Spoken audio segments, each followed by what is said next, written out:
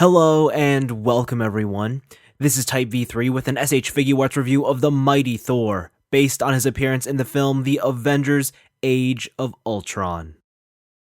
Upon first glance, S.H.Figuarts Thor makes a decent first impression. The figure contains a heroic silhouette and godlike proportions. Costume accuracy is spot on, the precise sculpting and layered materials have been used to great effect here.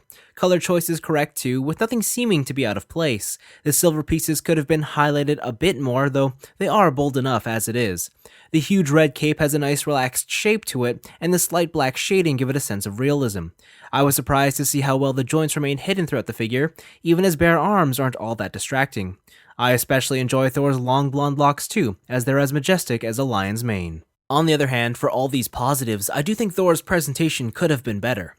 Much better.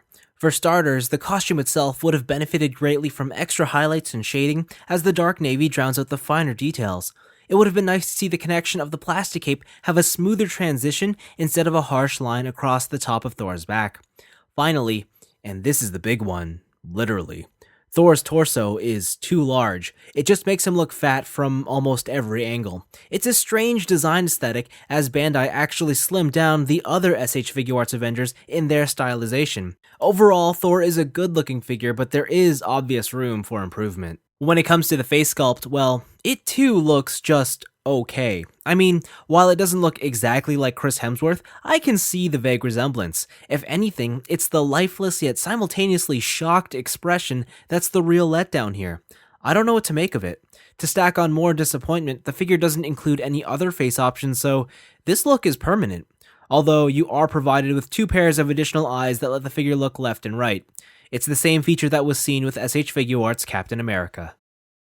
SHF Thor stands at 6¼ inches tall. He scales well with his fellow Avengers, though again, because the other members have an anime-esque look, Thor looks oddly realistic by comparison. For articulation, Thor's neck and head is on a ball joint, so you got some really good, amazing range, and I was surprised that, because of the way they sculpted this hair, he can actually move his head pretty well. Like, he has no problems. Looking up is a bit interesting. It's not the best, but it works out pretty well. I was really surprised by that. The torso itself, there is a mid-torso crunch and a waist joint. Now, the waist joint works fine. You want to look side to side, there you go. But you can hear a lot of clacking going around. That's because this is all just tough plastic, and this little piece here, it's this little hinge piece to allow for a forward crunch, but I'm going to show you something. It doesn't really do anything. It really does nothing. You could have it down. It's like the smallest little movement.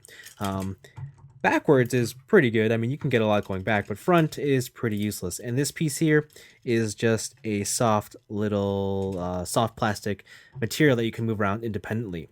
The cape itself, you have three pieces. Outwards here, here, and then the whole thing comes out together like that. And then it's just pegged in at the center here by a post, and that's really all there is to it. For the arms, what you have is a ball hinge into a socket there, and the socket actually swings out forward, which is really cool. However, yeah, it looks kind of strange. I mean, this is not the nicest visual thing I've seen on a figure art in a long time. And it's also especially strange because the joint inside is actually different from the skin tone that they used for the surrounding ball, so I don't know what happened there. There is a bicep rotation built in at the top, but it's not a real bicep swivel, so you don't get that much range out of it. It's just more of this slight movement. There is a double joint at the elbow. It's pretty decent. The size of this gauntlet here can make it a bit limited, but it's okay. The forearm piece itself can swivel, and then for the wrist, you have a ball joint on a ball hinge, which gets you really awesome range because of how this is opened up right inside. So you can get the whole fist to come in, and he can totally pose like he's awesome. The legs are your standard figure art setup. You do have a swing down joint here for the actual hip, so it comes down.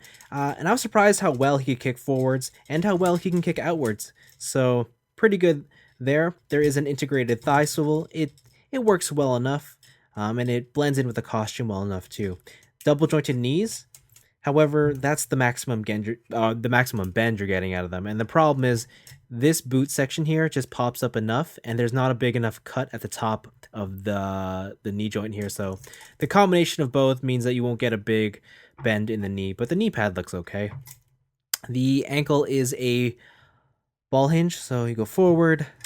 There's a little bit of sideways. You do have the awesome ankle rockers, and then, of course, a toe joint like you would expect on most modern action figures.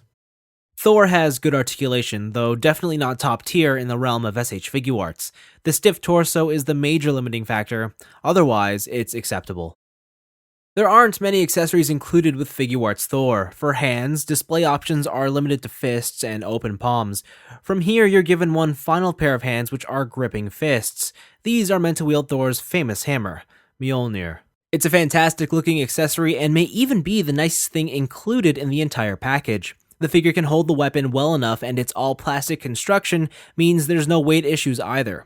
Furthermore, the handle separates and can be replaced with another handle that has a gripping fist integrated into it. This opens up the possibility of flight poses for the figure. It's a simple and effective gimmick. Apart from these, nothing else is included with the toy. I have to admit, when Bandai first revealed their S.H.Figuarts Age of Ultron Avengers, Thor was the figure I was most skeptical about.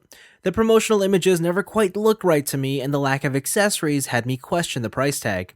Now with the figure in hand, I do think it turned out better than my initial expectations. Despite the oversized torso and strange face, it looks cool enough and has some interesting features. That's not to say it's an all-around great release. However, as a companion piece to fill out your S.H.Figuarts Avengers cast, it works well enough.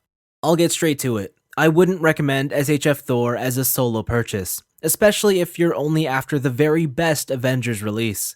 I just don't think there's enough here to have an enjoyable experience. The figure doesn't look as gorgeous as any of the Iron Men, it doesn't have the wide play options as Captain America, nor does it have the huge size or display presence of the Hulk. At the end of the day, Figuarts Thor feels like a lazily put together product for the sake of team completion. And honestly, if that was the mentality that Bandai employed when designing this package, well, it shows. But that's all for me. Thanks for watching, and when Age of Ultron coverage returns, be prepared to suit up and report for duty. War is coming.